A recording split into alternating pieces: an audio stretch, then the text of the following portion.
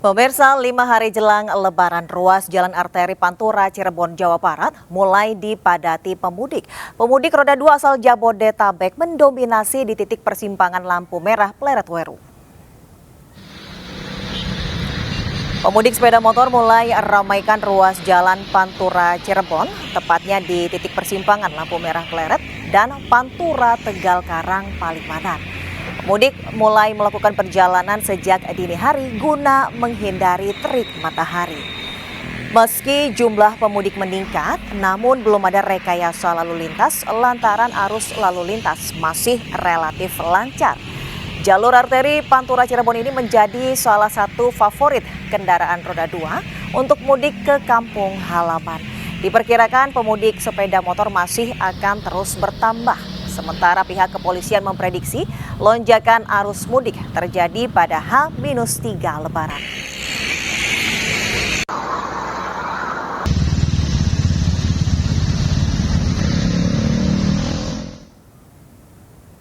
Lonjakan arus mudik juga terjadi di kawasan Tol Cikatama maupun Tol Cipali, Jawa Barat. Dan untuk mengetahui situasi terkini, kita sudah terhubung dengan Nata Arman di kawasan Tol Cikatama dan Esra Ambarita di Tol Cipali. Kita ke Nata terlebih dahulu, pemirsa. Nata, bagaimana pantauan arus lalu lintas di kawasan Tol Cikatama, Nata? Ya, selamat siang Desvita dan juga pemirsa, dapat sampaikan terkait dengan situasi arus lalu lintas di gerbang tol Cikampek Utama. Pada siang hari ini terpantau ramai lancar meskipun sempat tadi pagi sekitar pukul 8 ada lonjakan volume kendaraan terutama di gerbang tol yang mana mengarah ke tol Palimanan. Dan berdasarkan data dari pihak Jasa Marga sendiri tercatat lebih dari 9.000 kendaraan yang sudah memasuki ke gerbang tol mengarah ke Palimanan. Sementara untuk arah sebaliknya yang menuju ke arah Jakarta lebih dari 4.000 kendaraan yang sudah masuk ke wilayah atau ke arah Jakarta. Kemudian dapat kami sampaikan juga terkait dengan untuk mengantisipasi terjadinya penumpukan atau terjadinya lonjakan volume kendaraan, pihak kepolisian juga memberlakukan rekayasa arus lalu lintas yang terbagi menjadi 3 poin. Poin pertama yakni terkait dengan ganjil genap yang diterapkan pada hari ini juga tanggal 5 April 2024.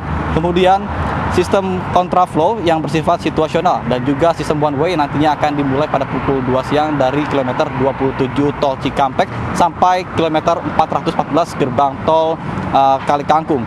Kemudian bagi para pelanggar yang kedapatan melanggar aturan ganjil genap nantinya akan diberikan sanksi penilangan melalui ETLE atau tilang elektronik maksud kami, dengan denda maksimal sebesar Rp500.000 sehingga diimbau pada masyarakat untuk memperhatikan kembali jadwal keberangkatan Anda untuk memastikan dan menyesuaikan terkait dengan plat nomor kendaraan Anda. Kemudian juga diimbau juga kepada seluruh masyarakat yang ingin melakukan perjalanan mudik agar memperhatikan kembali kondisi kendaraan Anda sebelum melakukan perjalanan seperti dari pengecekan mesin, kemudian ban, pengereman guna menghindari hal-hal yang tidak diinginkan terjadi.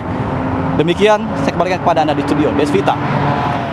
Baik, terima kasih Nata. Dan untuk selanjutnya kita ke kawasan Tol Cipali, sudah ada Esra di sana. Esra, seperti apa pantauan arus lalu lintas di sana? Apakah sudah ada peningkatan volume kendaraan, Esra? Ya, selamat siang Desvita dan juga pemirsa, dapat kami perbarui informasi dari Tol Cipali, tepatnya di rest area kilometer 102 untuk lonjakan arus lalu lintas ini terus mengalami penambahan. Namun kalau kami memantau sedari pagi untuk volume kendaraan di sini masih terpantau ramai lancar. Hanya kalau menukil informasi dari pihak Jasa Marga akan terus mengalami lonjakan yang signifikan seiring dengan puncak arus mudik yang diperkirakan akan jatuh pada 6 sampai 8 April 2024 mendatang. Kalau kita lihat juga informasi dari pihak Korlantas mengatakan untuk terus mengurai maupun memecah kemacetan di sejumlah jalur, maka akan diberlakukan 3 skema rekayasa lalu lintas. Yang pertama adalah pemberlakuan kontraflow, yakni pada hari ini, kemudian nanti pemberlakuan juga one way, yang mana one way ini juga akan diberlakukan dari kilometer 72 sampai 414, sementara untuk rekayasa lalu lintas kontraflow akan berlaku dari kilometer 36 sampai nanti di kilometer 72. Ini berlaku dari pukul 14.00 hingga nanti pukul 24.00. Sedangkan satu lagi taktik rekayasa lalu lintas yang dilakukan adalah ini pemberlakuan ganjil genap. Ini akan diberlakukan dari kilometer 0 sampai kilometer 414, yang mana pemberlakuan ini masih bersifat situasional atau diberlakukan di tol dalam untuk ruas Jakarta Kota. Kemudian kalau kita perhatikan juga dari Menhub sempat mengatakan salah satu titik rawan macet nanti salah satunya ada di Cipali tempat saya mengabarkan. Ini karena dibukanya tol Cisadau sehingga kendaraan atau beban kendaraan dari arah Cisadau ini akan datang ke arah tol Cipali dan maka dari itu dari pihak kepolisian terus mengimbau kepada masyarakat agar tetap berhati-hati seiring dengan adanya rekayasa lalu lintas yang diterapkan dari pihak Korlantas. Kemudian apabila pemirsa merasa kelelahan untuk segera beristirahat di rest area yang sudah disediakan dari pihak Jasa Marga. Demikian kembali ke Anda, Desvita. Baik, terima kasih Esra Ambarita yang melaporkan langsung dari kawasan tol Cipali dan sebelumnya Nata Arman dari kawasan tol Cikatama, Jawa Barat. Jaga terus kesehatan dan selamat bertugas kembali. Pemirsa, sementara Stasiun Pasar Senen Jakarta Pusat mulai dipadati calon pemudik yang hendak pulang ke sejumlah daerah di Pulau Jawa. Dan berikut laporan Anggita Maura dan Muhammad Khairuddin. Ya pemirsa, 5 hari menjelang tibanya Hari Raya Idul Fitri, di Stasiun Pasar Senen sudah mulai terlihat adanya aktivitas dari masyarakat yang melakukan mudik berangkat dari Stasiun Pasar Senen menuju ke berbagai kota yang ada di Pulau Jawa. Data dari PT KAI Daerah Operasional 1 Jakarta untuk hari ini akan ada 26.000 lebih masyarakat yang melakukan perjalanan dari Stasiun Pasar Senen menuju ke berbagai kota yang ada di Pulau Jawa dengan destinasi terbanyak yakni ke Provinsi Jawa Tengah dan juga Jawa Timur.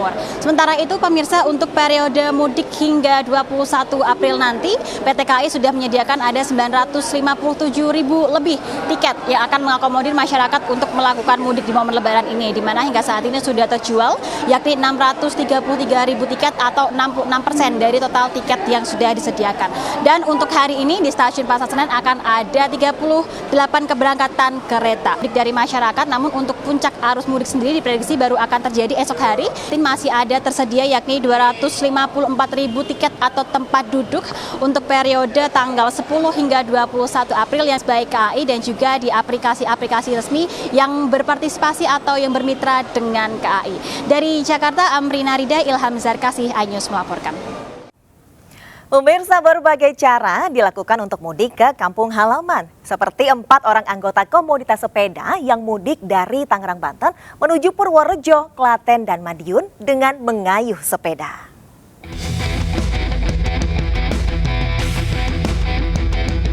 Keberadaan 4 pesepeda menjadi pemandangan menarik di antara kendaraan pemudik lainnya, baik mobil maupun sepeda motor yang melintas di Jalan Alteri M. Hasibuan, Bekasi Selatan, Kota Bekasi, Jawa Barat.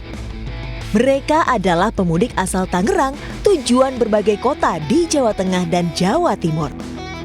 Tidak seperti pemudik lain yang membawa banyak barang, mereka hanya berbekal beberapa helai pakaian, peralatan sepeda, serta uang.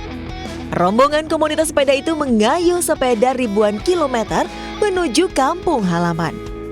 Butuh beberapa hari untuk sampai ke tujuan. Berapa hari? Agak kesini Pak, wajahnya Pak. Kalau berapa hari? Sekitar 4 malam lah, ya paling-paling 4 harian lah. Kita targetnya 4 hari.